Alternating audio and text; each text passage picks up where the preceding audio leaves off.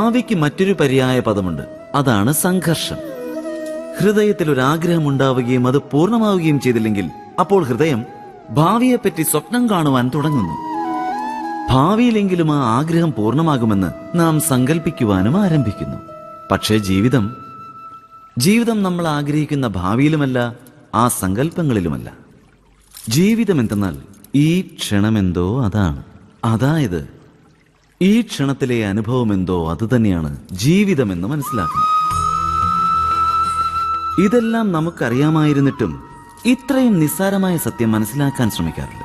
ഒന്നുകിൽ കൊഴിഞ്ഞുപോയ നിമിഷങ്ങളുടെ സ്മരണകളിൽ നാം നമ്മെ തളച്ചിടുന്നു, അല്ലെങ്കിൽ ആഗതമാകുവാൻ പോകുന്ന സമയത്തെക്കുറിച്ച് സങ്കല്പിച്ചുകൊണ്ടേയിരിക്കുന്നു. അപ്പോൾ ജീവിതം